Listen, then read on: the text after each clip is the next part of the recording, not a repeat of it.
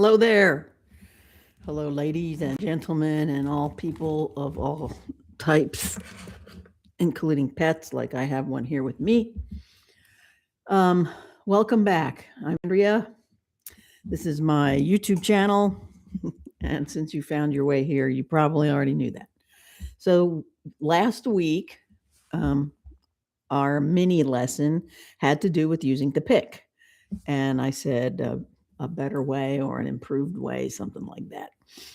Better results is what I said. So I'm back with some more suggestions for how to progress using the pick.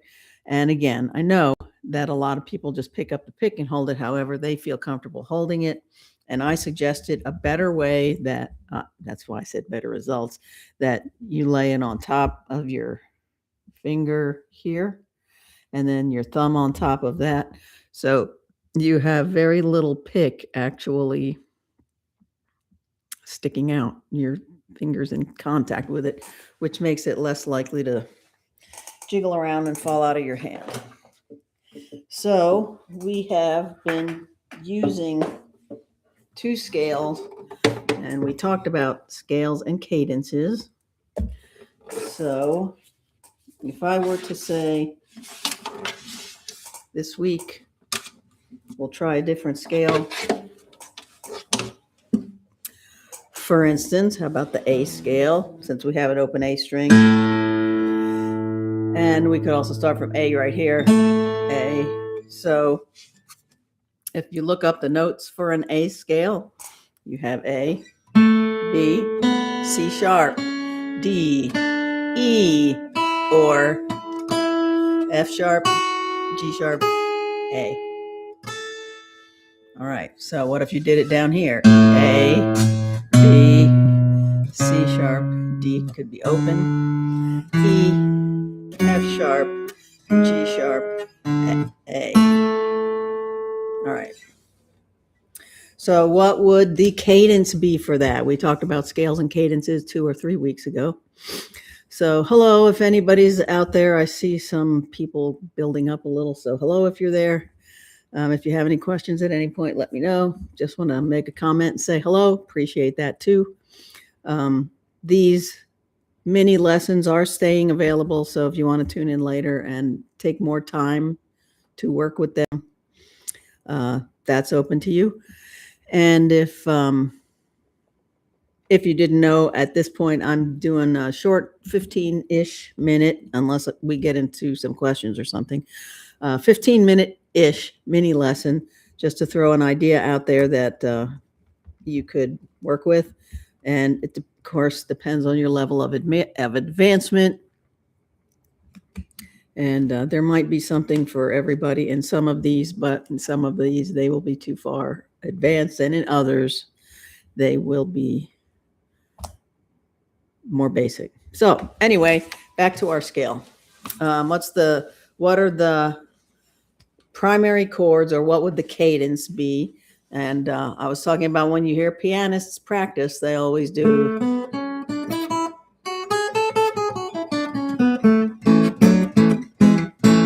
What are they doing there? They're doing the 3-chord cadence that comprises the 3 primary chords in the key. And the way you find them is, we're going to use our 5 fingers. 1, we're going to shake that one vigorously. We're not going to hardly touch 2 and 3, and then we're going to shake on 4 and 5 again. So we have 1, 4, and 5.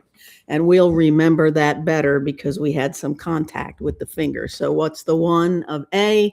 It's A, B, C sharp, D, and E. So A, D, and E are the chords we want. So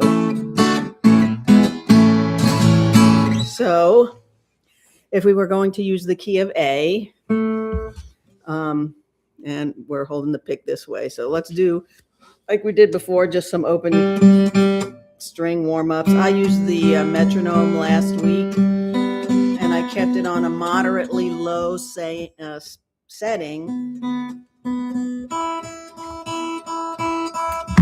I think this is not that setting, but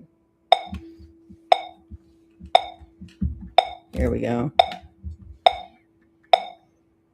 So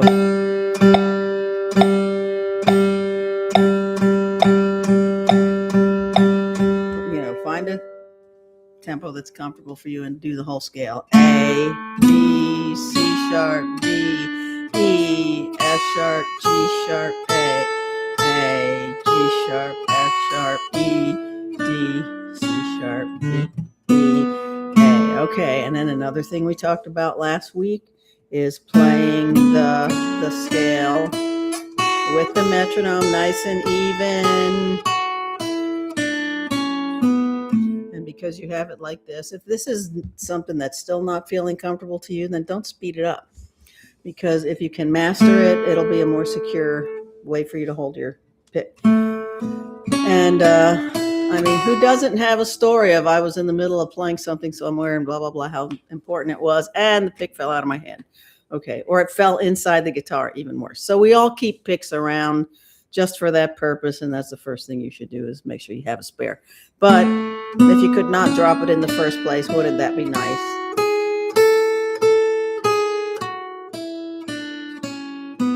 So if you're feeling comfortable with that, how about...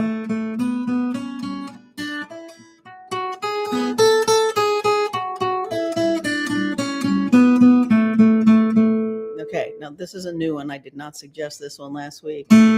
So we are now at this speed, right?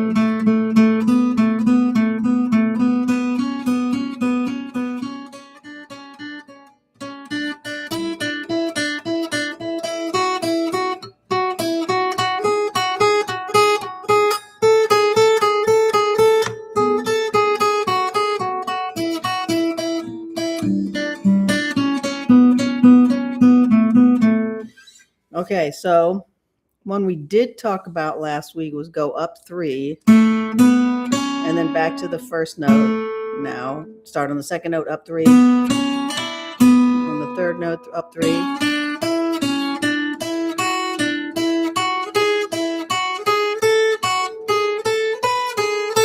So you do have to go up out of position to get that one if you want to, but if we're going to do it the opposite way, then it's go down 3.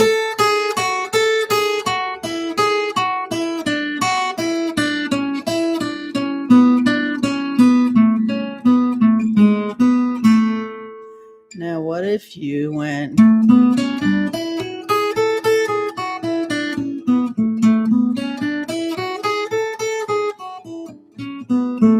Okay, not so hard, right? Okay, so that's the first idea, is scale patterns that you can use on any of the scales. The first scale I think we used was the G, with G, C, D, G on, and you would...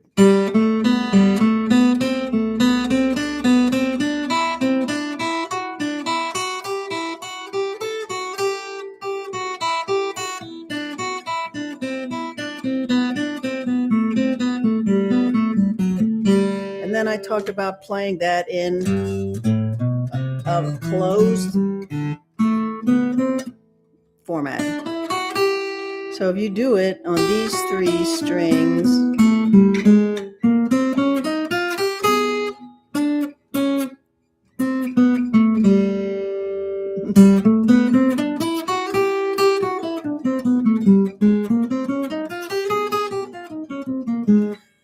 and there are a lot of patterns that are done in the beginning. My teacher in the old days recommended a book to me, and I intend to do a search to see if there's something that I like better that does the same thing. Otherwise, I'm going to recommend the same old book.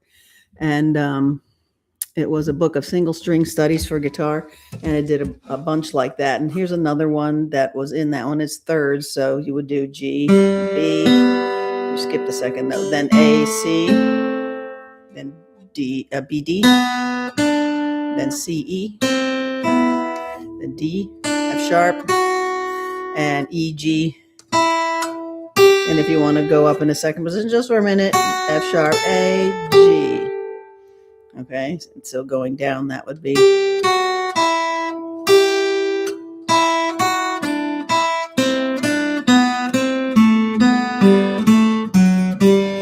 And these are things that are real basic to people who, like I did, I went to college, as I have shared over and over again at Berklee College of Music in Boston to try to get as good as I possibly could, but I'm still working on that. Anyway, and one of the suggestions was to play a lot of scales and a lot of patterns. Now, moving down the line, if you're an advanced guitarist, you may be trying to get out of the rut of always playing scales, but I bet you're thankful you stopped there for a while anyway, because without a basic understanding of scales, sometimes, I'm relying on playing by ear is good too.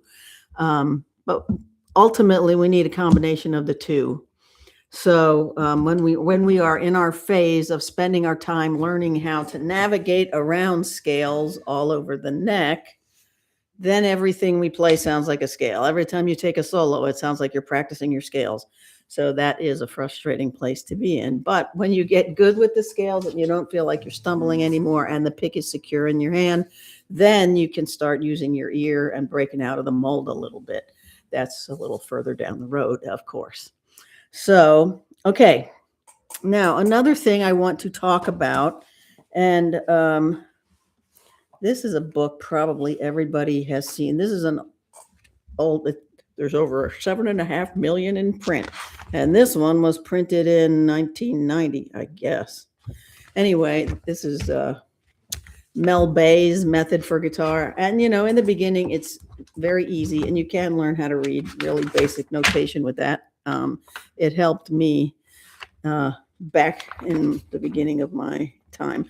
But the thing I wanted to show you here is and I'm kind of skipping past all the nursery rhymey kind of songs. Although if you've never played those, you should definitely have a pass at those. But what I'm skipping to is when you get towards the back, past the staple, when you're past the first half of the book. Then they get into some ideas where it's more like almost playing in a college ensemble, which if you've never done it before, you'll get that kind of skill from it. So let me find one for you that they've been using in a duet format. And I will put the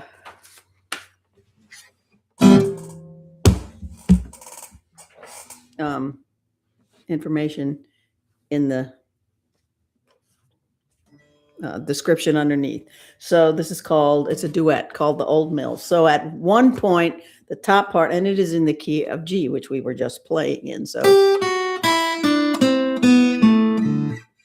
when I'm going to sight read something in whatever key it's in, I like to play the scale first and the cadence just to get the tonality in my ear.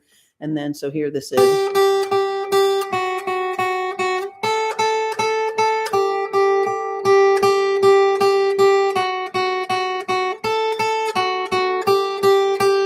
So that's the top part. So if you can hold your place while you're doing that, then down below. So you get the idea.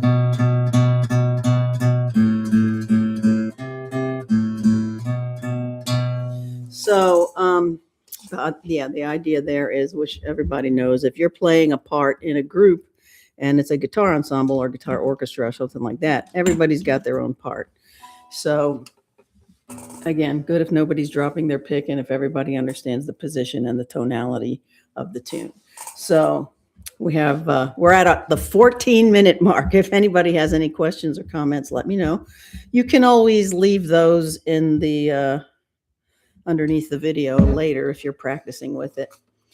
So to sum up, my main goal at this point is to get you comfortable holding the pick like this, so you're not as apt to drop it. So open strings,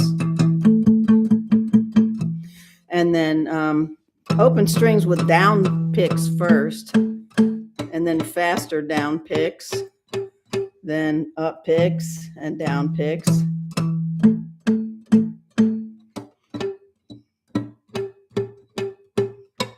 And then moving across the strings. And you can do it open to improve your control or keep the strings muted. And and then some of those patterns we talked about with some of the scales that we talked about. And so far now we've covered 3 scales, that was C, G, and A major. So,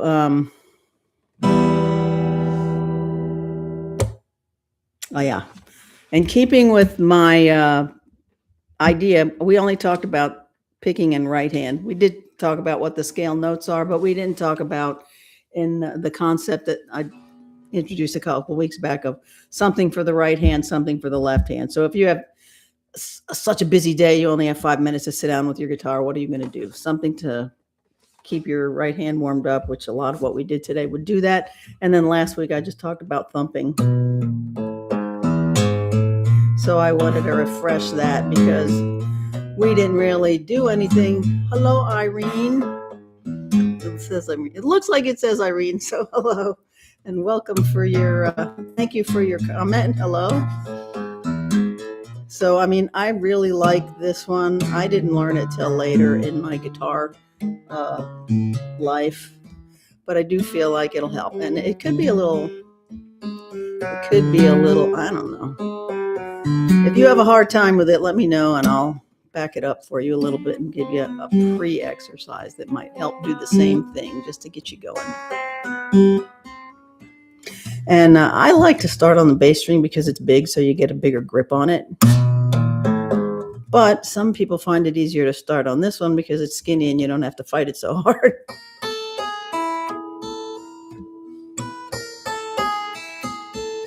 Yeah, this is a Maton.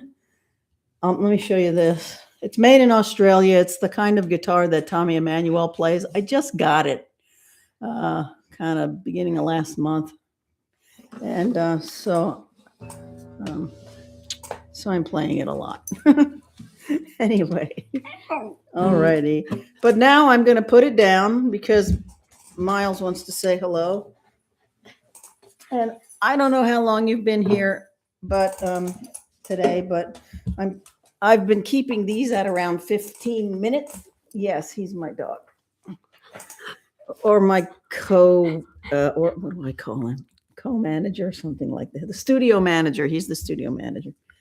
Of course, if he bothers me, then I become the studio manager.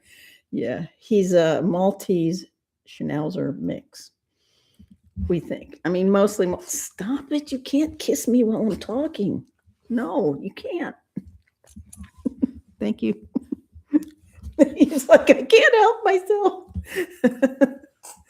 Well, you know, our dogs have been getting progressively cheaper. Not like we're trying for that to happen, but the first one we found at a rescue and we paid their fee. And then the second one also at a rescue and we paid their fee. The third one was given to us because a family member passed away and they were looking. Let me see if you can see him, but he likes to take a nap on the desk. Anyway, a family member died and we got her dog. And then this one, he was passed around because he was with his original family that got him as a puppy.